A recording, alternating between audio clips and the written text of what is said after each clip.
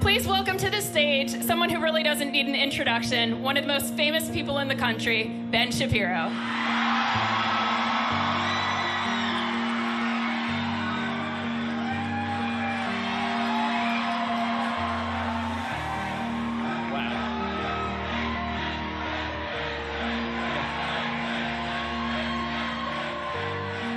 What an amazing event. What an amazing showing for life. Thank you all for being here. America's story is an incredible story. It's the story of a shining ideal pursued over the centuries, extended to the full range and scope of humanity. America was founded on the promise of God-given rights, chief among them the rights to life and liberty. Now, while America may have imperfectly fulfilled that promise, we always move forward toward the perfection of that promise. Over time, those unjustly omitted from the founding bargain were admitted and embraced. The American family grew.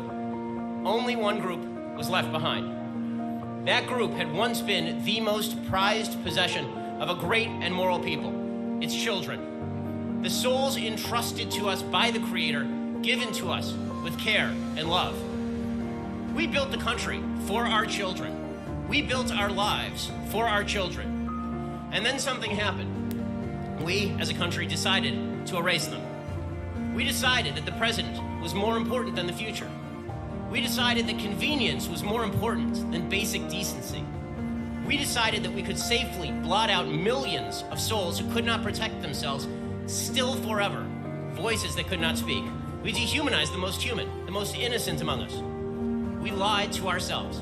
And then we built walls around that lie. We lied about the science. We falsified anti-scientific arguments about the origin of life. We pretended that human beings were not actually human beings. We pretended that human beings with DNA different from their fathers and their mothers, human beings producing their own red blood cells by 12 weeks, their own fingerprints by week 8, their own developing eyes, legs, and hands by week 5, their own forming nervous systems by week 3. We pretended that these were not human beings, human lives at all, but disposable balls of meat. We fought to avoid looking directly at the ugly truth of what we had done. We created euphemisms: termination of pregnancy, abortion, choice.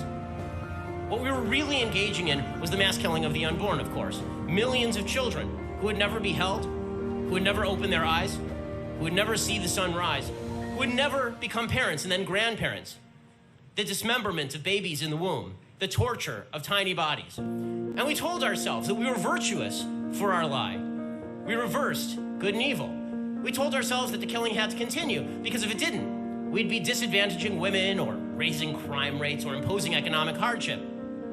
We told young women that abortion wasn't merely a choice, it was a valuable, worthwhile choice. We told them to shout their abortion, to be proud of participating in the killing of the unborn. We excised those who stood for life. Governor Andrew Cuomo of New York said just a few years ago that those who are right to life, quote, have no place in the state of New York. Just this week, Canadian Prime Minister Justin Trudeau said that pro-lifers were not in line with, quote, where we are as a society. Well, you know what? Maybe they're right. Maybe we today here are not in line with society. We do live in a time when the Democratic Party has embraced abortion as a sacrament. And by the way, a time when many in the Republican Party spent years pledging to defund Planned Parenthood and then didn't do it when they were given the power to do so. We live in a time when pro-life nations around the world are loosening their own restrictions on the killing of the unborn. So perhaps we are out of line with the rest of society. To which I say, good.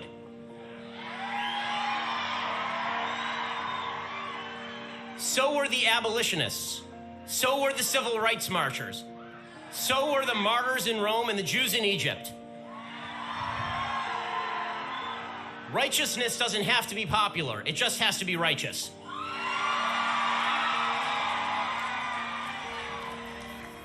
And so we march. We march for those who can't. The media will ignore us because they always do. They'll cover other marches, you know, the 5 people who show up tomorrow. They'll cover the marches they prefer politically. They bet that the tens of thousands of us who brave the cold every year to stand here with the souls of the future America will be forgotten. We will not be forgotten. Our children, slaughtered over the decades, remember. They look at us from above, and they know that they meant something that they do mean something so long as we keep them in our minds and in our hearts. Our children standing here with us, the ones who are here today, they will remember too. They will remember, and they will march until they no longer have to march. Our children yet unborn will remember, and they will thank us in their prayers.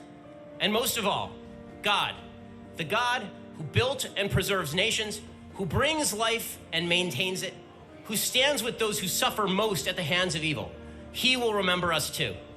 He will remember America and he will bless her. God will bless us because we are the guardians of his most precious creations. We stand between America and the darkness, and we will march until that darkness is banished forever and all of our children can stand together in the sunlight. Thank you so much.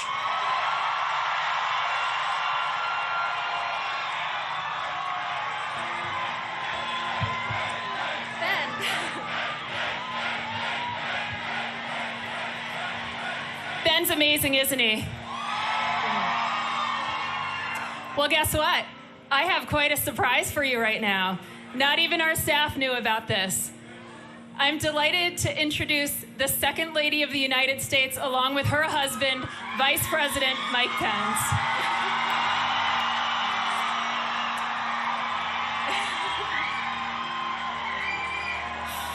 It's been really hard keeping this secret.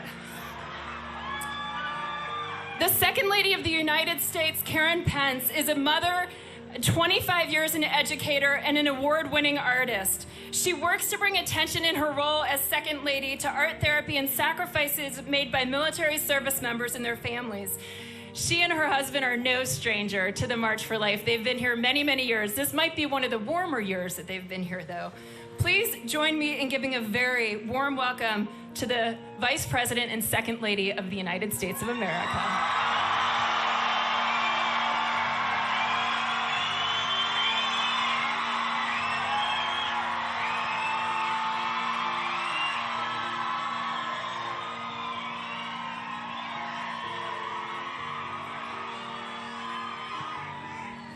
Hello, everybody. I'm Karen Pence. Thank you. And I want to tell you that it is my privilege to be with you here today. It is my privilege to stand with you for life.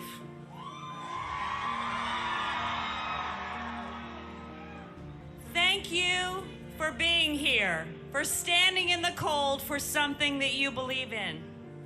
Thank you for your stories of courage. Thank you for your stories of regret and forgiveness and starting over.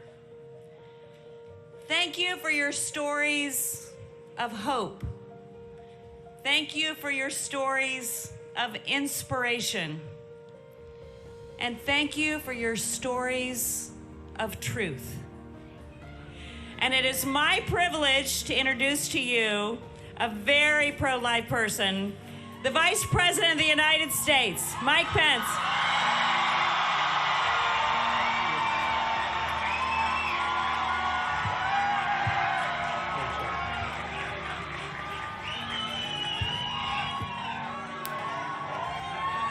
Well, hello, America.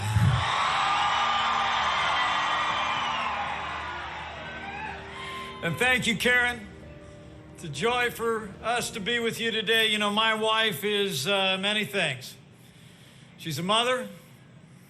She's an advocate for military families. She's traveled across this country. She's even an art teacher at a Christian school. And I couldn't be more proud of our Second Lady, my wife, Karen Pence.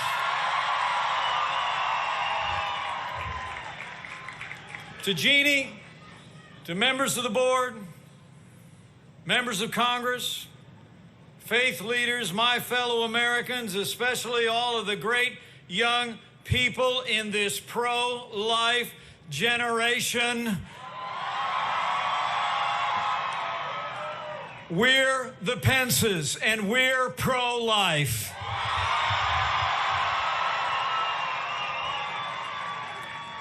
And we're proud to welcome you back to our nation's capital. Grateful that you made the long journey here to the largest pro-life gathering in the United States of America, the 46th Annual March for Life. Thank you so much. We gather here because we stand for life. We gather here because we stand for compassion.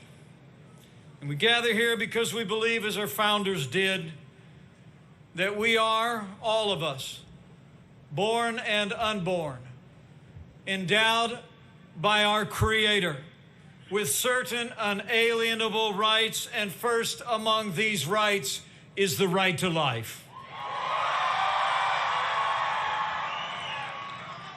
46 years ago this month, a majority on the Supreme Court turned its back on that right. But in that moment, a movement was born. A movement defined by compassion and love. A movement animated by faith and truth. And a movement that's been winning hearts and minds every day since. Because of all of you gathered here, all those you represent and all those who have gone before, we know in our heart of hearts that life is winning in America once again. Life is winning through the compassion of caregivers and volunteers at pregnancy centers across the country. Life is winning through the generosity of millions of adoptive families who open their hearts and their homes. And life is winning through courageous men and women who step forward to serve in public office and who now advance the cause of life from our nation's capital to state houses across the country. To all the pro-life elected leaders that are gathered here today, we say from the bottom of our hearts, thank you. Thank you for your stand. Thank you for serving for life. And to all gathered here today, we urge you to stand strong. Be prepared to give a reason for the hope that you have. Be prepared to defend life, but do so with gentleness and respect. They will attack you. They will question your hearts to silence others. But don't listen to them. Listen to the truth. And know that he who said, "Before I formed you in the womb, I knew you," also said, "I will never leave you or forsake you," as you stand for his creation, as you stand for the right to life.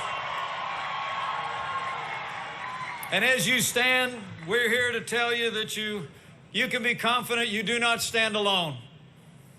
You are joined by tens of millions across this nation, and know that you have an unwavering ally in this vice president, in our family, and you have a champion in the President of the United States of America, President Donald Trump.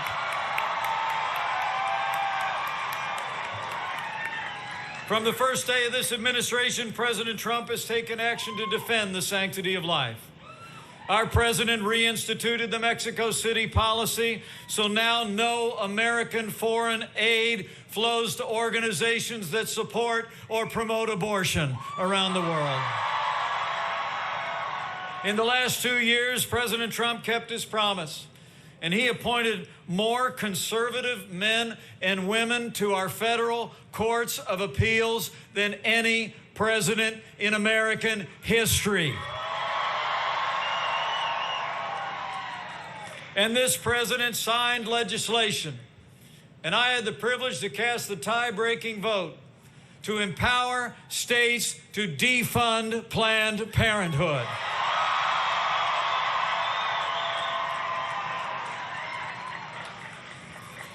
The truth is, President Donald Trump is the most pro-life president in American history. And we are grateful for your support. From the White House to your house, life is winning in America once again. but we gather here today because we know we still have much work to do. So we urge you to stand strong. Stand with that love and compassion as you stand for life. And know that we will stand with you until that great day comes where we restore the sanctity of life to the center of American law. But you just don't have to take our word for it.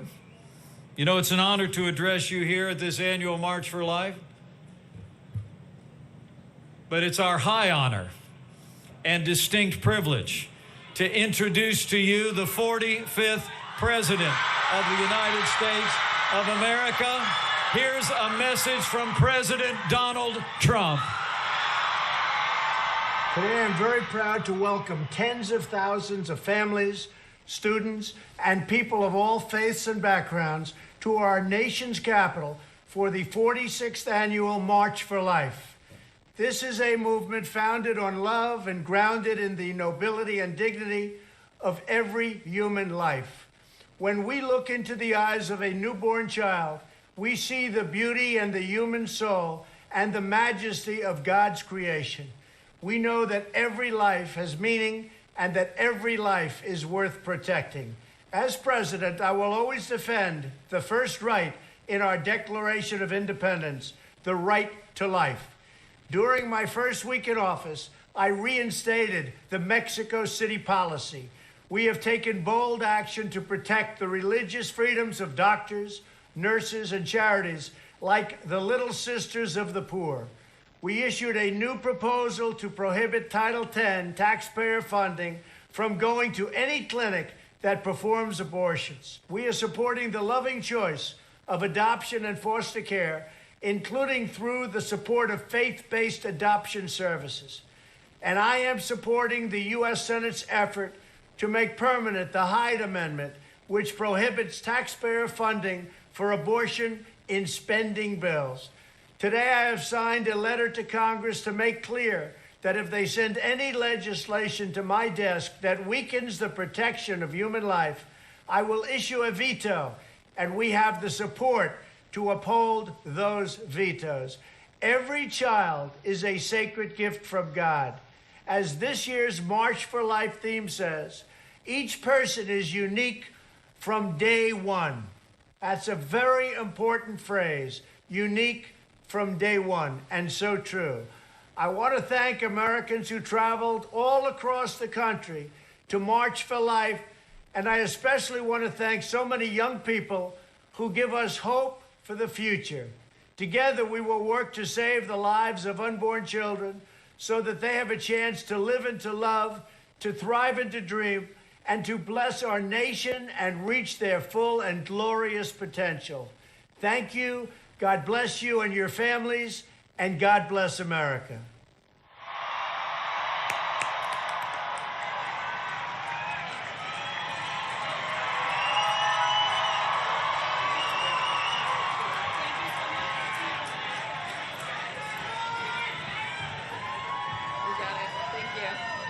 What a fun surprise, right?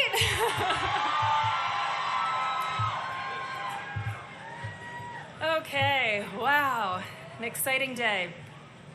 As I'm joined by so many of our pro-life legislators to the stage, I'm very happy to also welcome our next speaker.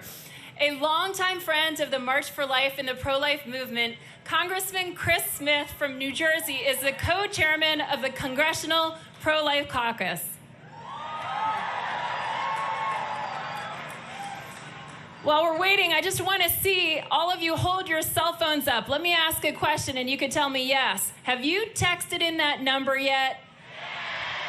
I'm hoping it's up on the Jumbotron right now, but I'm seeing a picture of you. Okay.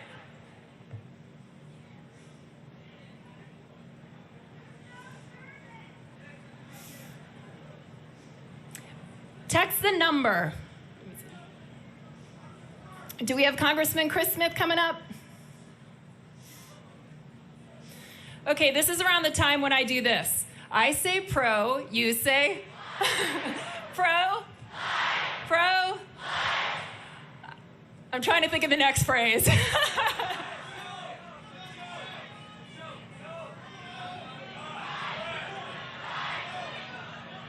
Let me check on Congressman Chris Smith.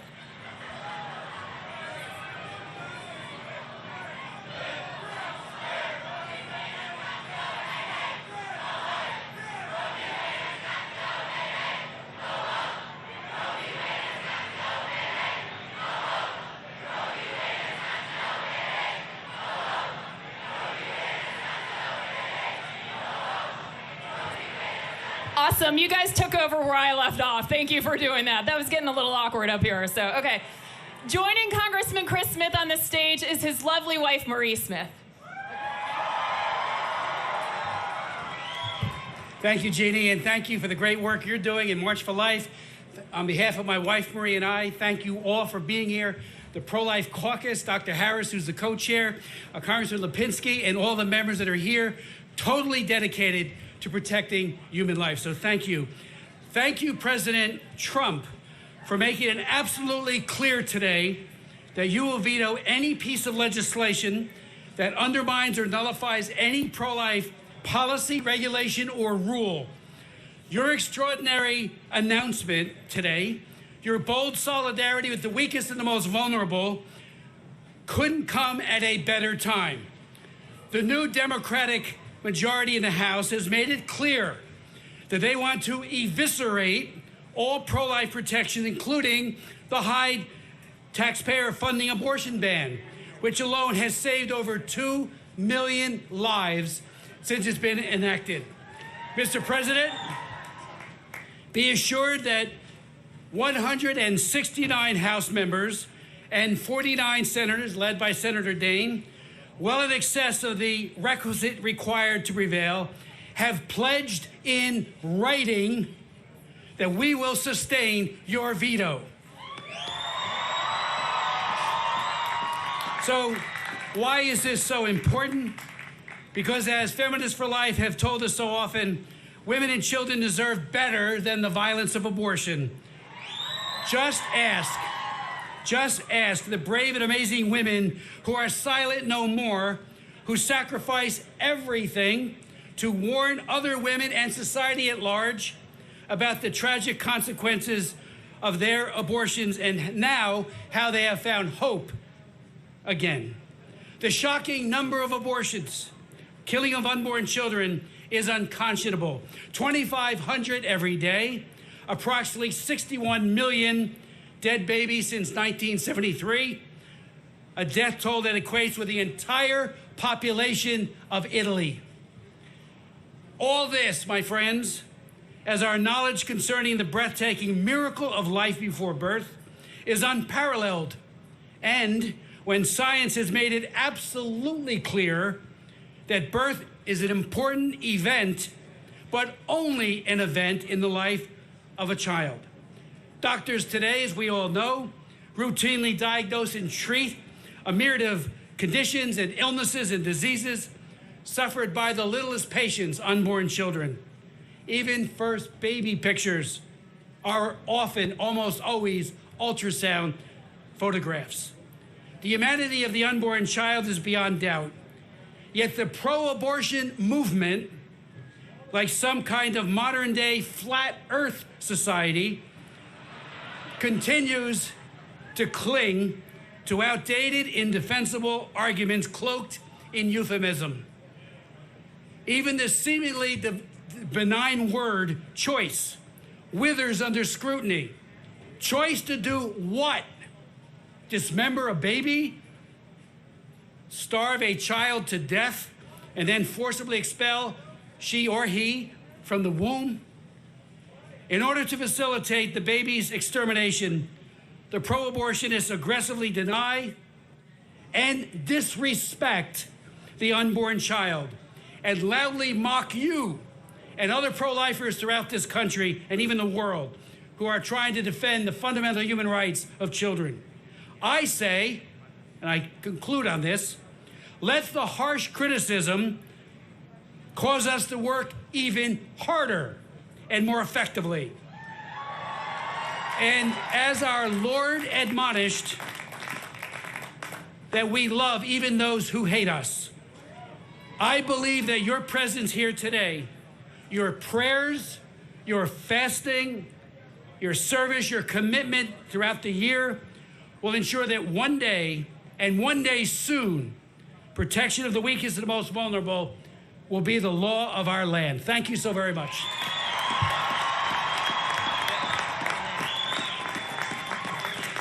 I'm now very excited to introduce you to Representative Dan Lipinski, a leading Democratic pro-life voice and a totally courageous leader and also a dear friend. Congressman Dan Lipinski of Illinois.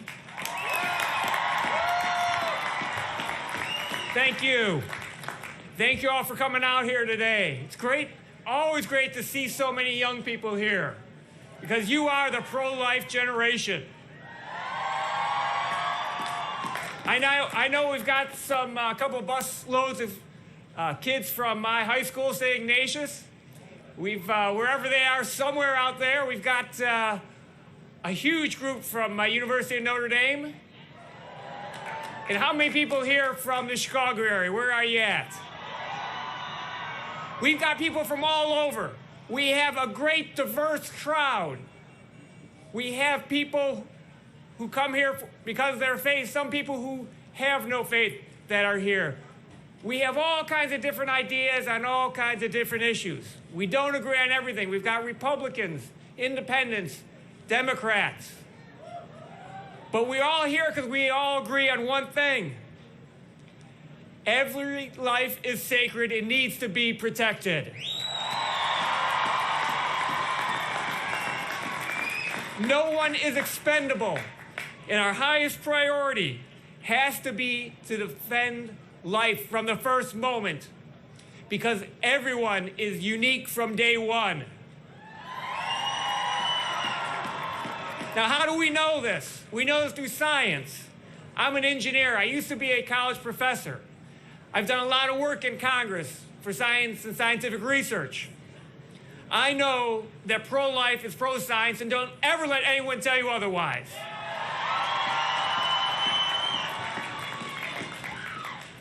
We all have a lot of work to do. You just heard from Chris Smith what we're working on in the House of Representatives to protect life. We also need to change hearts and minds. And we do this with hard work, education, prayer, and everyday acts of love for women and their children, because that is what the pro-life movement is all about.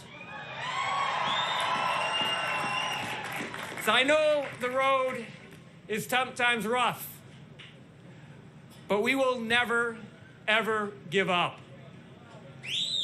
Together we'll march until one day life, especially the most vulnerable women and children, are all protected. Thank you for marching, and God bless.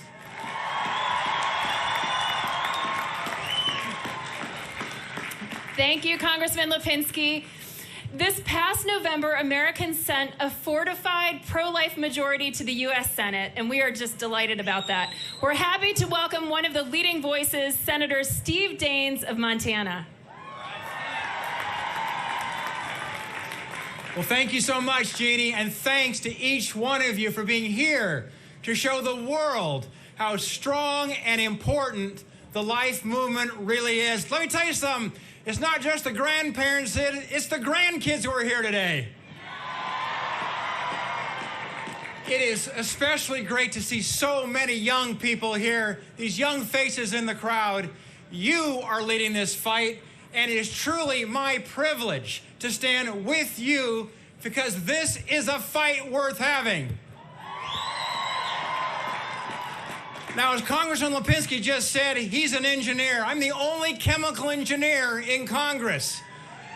And if you want to have a debate on the science, I'm ready to have it. The science is clear. Life begins at conception.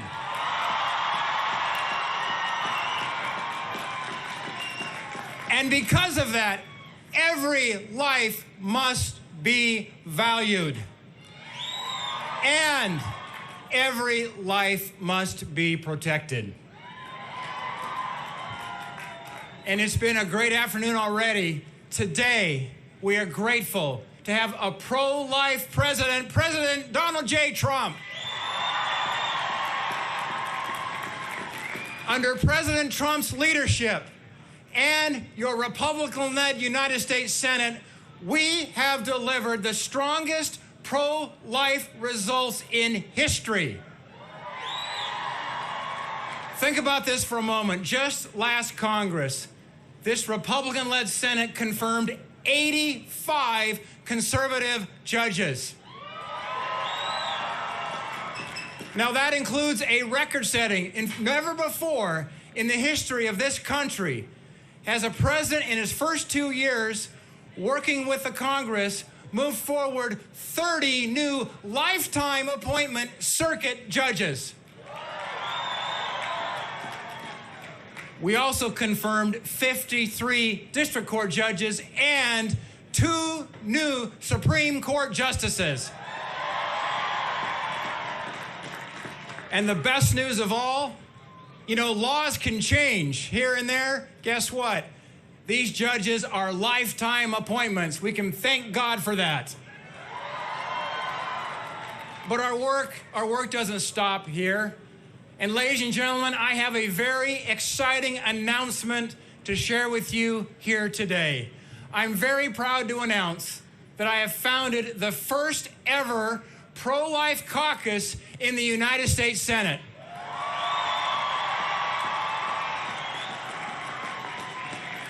This pro-life caucus and our new expanded pro-life majority, thank God in November we sent more pro-life senators to the United States Senate.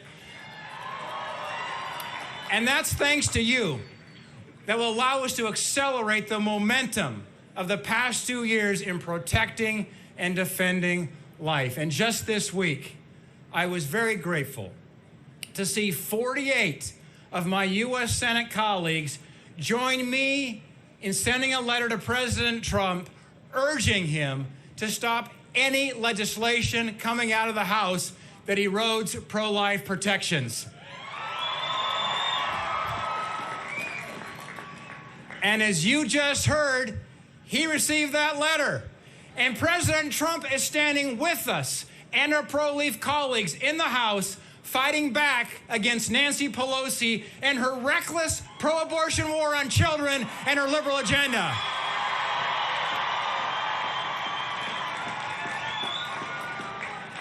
We will continue to stand with President Trump in protecting our pro-life achievements.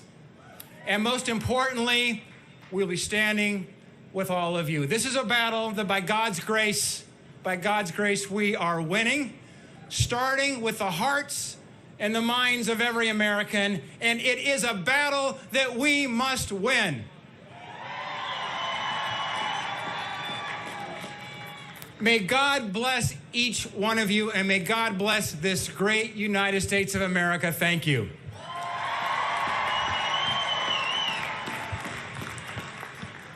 Well, we are so tremendously thankful for the work of our federal legislators over these past years, and we've seen so many wonderful successes as we're hearing about right now.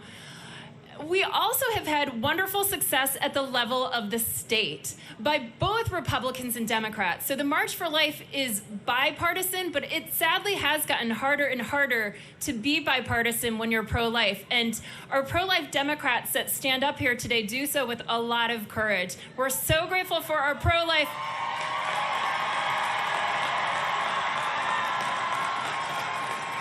We're so grateful for our pro-life current administration, for our courageous members of Congress standing up here who are both Republicans and Democrats. And now I'm going to introduce you to a really remarkable woman from Louisiana. She's a state...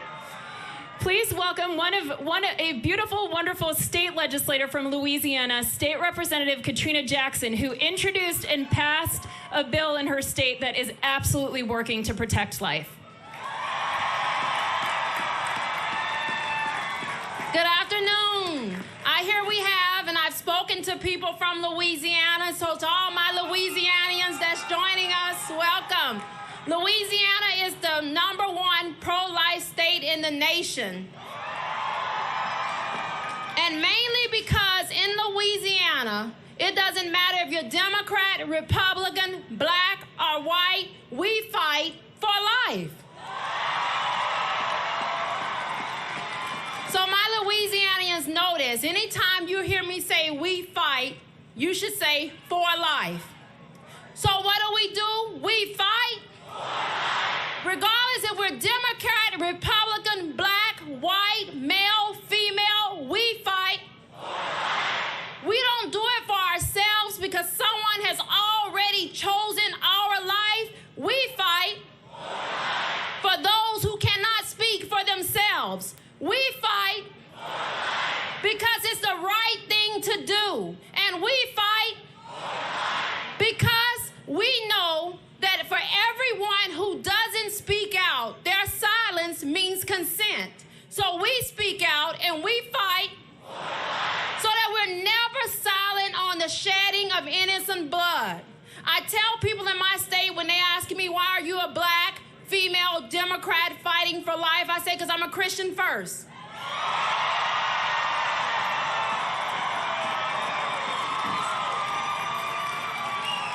And then I tell them that Proverbs say God hates the shedding of innocent blood. There's no blood more innocent than an unborn child who's never sinned, who never knew sin. And so for them, we will continue to, together, regardless of being Democrat, Republican, black, white, male or female, we will fight.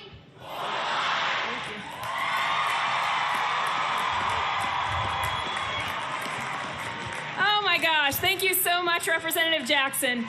As our wonderful members of Congress are exiting the stage, this way I'm going to read out the names of all of them who've been here today. So thank you so much. Congressman Jim Banks, Congressman Chip Ray, Jack Bergman, Andy Biggs, Michael Cloud, Dan Crenshaw, Warren Davidson, Ron Estes, and our congressmen and ladies can exit the stage over this way as I'm speaking. Yeah, sorry. Got the stage manager. I'm sorry.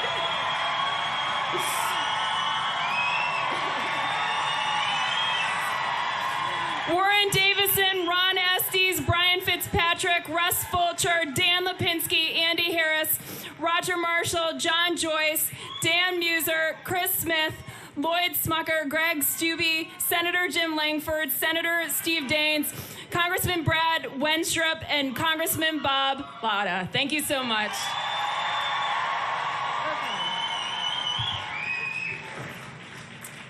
Wonderful. I believe we've got a video coming up next here. Now more than ever, it's important that our lawmakers hear from pro-life Americans, especially young people. When you finish marching today, be sure to stop by the offices of your members of Congress and let them know that you stand for life. We know that life is unique from day one and that ultrasound machines give us a window to the womb and show us this in a very tangible way. For the past decade, the Knights of Columbus have been raising funds to place ultrasounds in pregnancy care centers throughout the world. In fact, this very week they placed their 1,000th ultrasound machine in a pregnancy care center. Please turn your attention again to our Jumbotrons to learn more about this beautiful life-saving project. We get to show women their babies on the ultrasound screen. It's just a miracle, and it's only possible through Knights of Columbus. My brother Knights, what greater legacy can any of us have than to save the life of a child? One of my proudest moments as Supreme Knight came when I learned that we had placed our 1,000th ultrasound machine in a crisis pregnancy center. When we began, we were saving hundreds, then thousands, and now hundreds of thousands. And one day soon, I am sure that we will have saved 1 million lives. I was going to get an abortion. When it came down to the day, it didn't go. And it was because I had my ultrasound pictures in my hand. What I would like to say to the Knights of Columbus is that I'm so very appreciative of you guys' donation. It definitely changes lives, saves lives. To each of you that have worked so hard to make this dream a reality, I say thank you from the very bottom of my heart. You have achieved the greatest humanitarian project in the history of the Knights of Columbus. On behalf of our staff, the women that we serve, and their babies, thank you, Knights of Columbus. Thank you. we are so grateful. Thank you. We thank you so much, and we pray for you as you continue on this mission. Let's continue. Let's work even harder. There are even more children who need to be rescued. Together, let us help thousands of mothers discover the new world of their unborn child.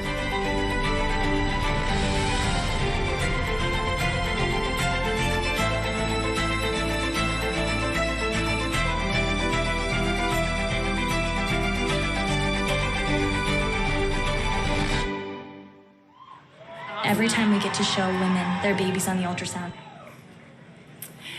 As a former medical director for Planned Parenthood in Jacksonville, Florida, our next speaker had a pro-life conversion after performing abortions for many years.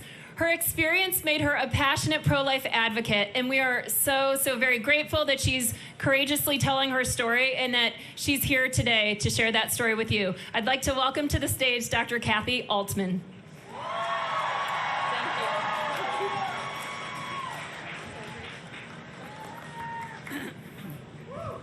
I'm real short. I am just overwhelmed to be here and to be